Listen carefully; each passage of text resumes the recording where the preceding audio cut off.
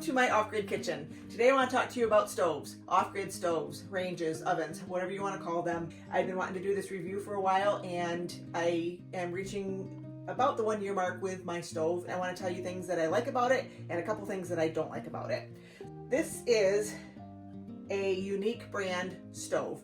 It is completely self-contained. It doesn't need any electricity to run. So for starters, when we first built this house, it was important enough to me to lose a little bit of counter space to have a full-size stove. I did not want the small 24-inch stove. I wanted a full-size stove.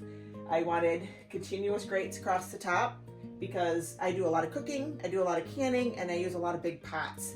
I try to do most of my canning outside as much as I can. However, I do end up doing some inside sometimes, and with just a lot of cooking, it's easier to have the full-size grates across the top. So that was another thing that I did upgrade to this model so I could have that. The only thing I don't like about it is some of these grates are far apart, and some of my little pans tend to tip down in there if there's nothing in them, if they're a little bit off balance, and if you have a rounded pot that doesn't sit completely flat, it tends to slip down into here, and I don't like that part, but I've learned to live with it, and I know which pans are going to be a little tippy on here, and I make sure that there's actually something in the pan before I set it on here so it doesn't get so tippy. That's one of the things that I don't like about this stove. There is a little bit of a learning curve to using the stove. However, once you start using it, it's not a big deal at all. So regular gas stoves still require power to run. If you think that you can still use your gas stove during a power outage, you would be somewhat correct depending on how old it is. You can still light the burners with a match or a lighter. If it's an older type of stove, you can still use the top for that. However, you will not be able to use your oven. Your oven will not work without electricity.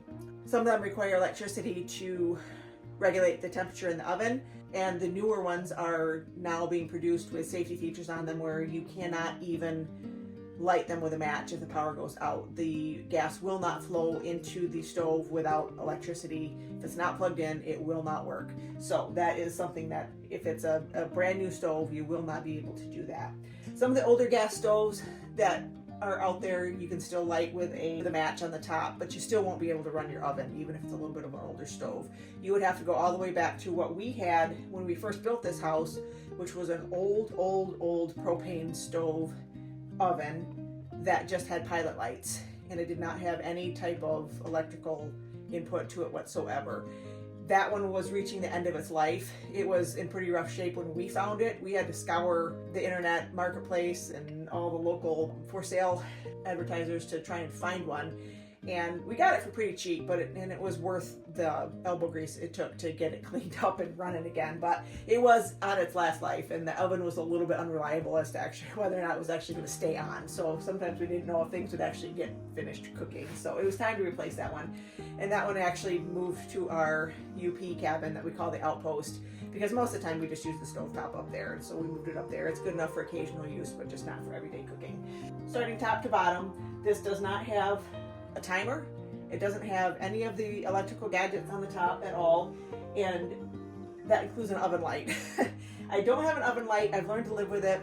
I do use just a headlamp. We keep them right there by the door anyway because we use headlamps a lot, so I just got used to having a headlamp right here, and so when you open the door you don't get the light. Other than that, it does work pretty much like a normal gas stove should. We have 4 burners here, and I have a power burner, and I have 2 regular burners, and then a very small burner in the back. I forget the BTUs for the power burner. I'll put that on the bottom of the screen when I look that up, but that one is pretty impressive. I'm just going to give you a general overview of the whole stove from top to bottom and show you how I light it. Burners and the oven are lit by electric ignition, however it's just with a D-cell battery, and I've had the stove for over a year and I still have not had to change that battery yet. Let me give you a tour of the stove from the top. So the stove has continuous grates all the way around. There's 2 regular burners, a small simmer burner back here, and then a power burner up here. It works really good with my cast iron wok. The grates come off really easy. They're cast iron. They're quite heavy, but they come off pretty easy. And one thing I really like about this stove, and Dan proved that to me this morning when he was cooking his own breakfast, he accidentally spilled an egg down here and we had to clean it up. But one of the nice things about this stove is that it comes apart really easy and everything's really contained, and everything's all solid here. So you can't really spill down into there. You can't even get, I mean, if you think about an egg falling down in here, how messy that would be to clean up on a regular stove, but you can't get it down in there. And so it kind of stopped right along here. It did get up in here a little bit, but it was very easy to clean up because you just can't get into the bottom of the stove. And then every piece just has this, I don't know if you can see it. This is where the gas is right here. You just line up your little gas input, put that on there, and then just make sure your little top is straight. And they're all identical. They're different in size. However, the power burner has 2 different rings on it, and then that one just comes up, and then there's a little gas inlet right here and as well right here. You can tell that one's my favorite burner because it's the dirtiest. And so that one just sits on there like that. Put your outer ring on there like that, and your middle ring on there like that, and it's super easy to take apart and clean it and put it right back together. So there's indentations in there with some rubber stoppers on the bottom here where your grates sit. They sit there just like that. I did dent my stove a little bit. Something fell off. One of my my oil fell off on there and it chipped my stove. If anyone knows how to fix this, just let me know in the comments below. I'd really like to fix that because doesn't hurt it at all, but it's definitely a blight. So my buttons here are, you have the oven in the middle. You have 2 burners on this side and 2 burners on this side.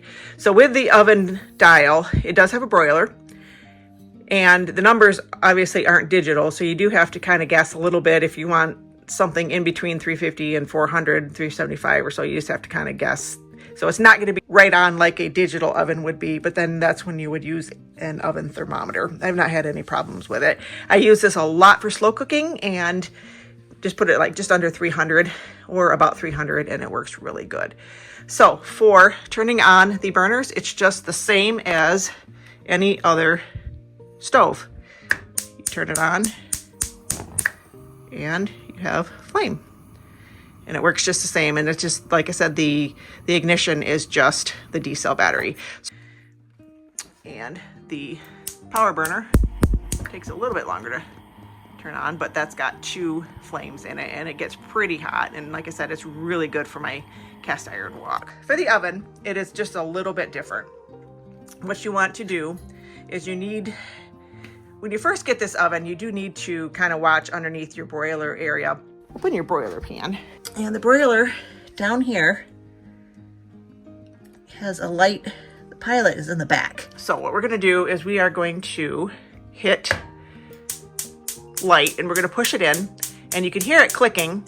And at the same time, we're going to watch down here and see our pilot light has turned on. You let that stay on for just a couple of seconds, and then when that's on and solid for a couple seconds, then you go ahead and turn on your temperature, and then it will turn on. And that works for the broiler and for the oven. And then you can choose your temperature. So I am going to put this on 350 because I am going to be making some cookies here in a moment. So with the broiler pan, I'll pull this out before it gets too hot in here. It has just the regular broiler pan on it. It's got a little bit of a drip tray right here, and it just slides out and slides this way. Dan uses a broiler probably more than I do, but the oven is a full-size oven. It has 2 racks in here, and it's got 4 different positions, so you can choose where you want it to go.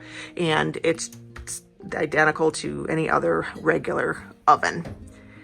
And the battery is right here under this piece of trim here. All you do is just pull that piece off, and the battery is right here. Like I said, that's just a D-cell battery. And that piece of trim just gets put right back on there like that. One of the things in the manual, it does tell you that if you are using your oven and you shut it off and you change your mind and you want to cook something else again, if you're going to immediately turn your oven back on again, you might have a little bit of difficulty. You might need to wait a few minutes to turn it back on again. I don't remember how exactly that works, but you will not be able to turn it back on right away. I haven't had that issue because I haven't turned it right back on again. I've always just turned it back on later, and that hasn't been a big deal for me. So all in all, I absolutely love this stove. I would highly recommend it.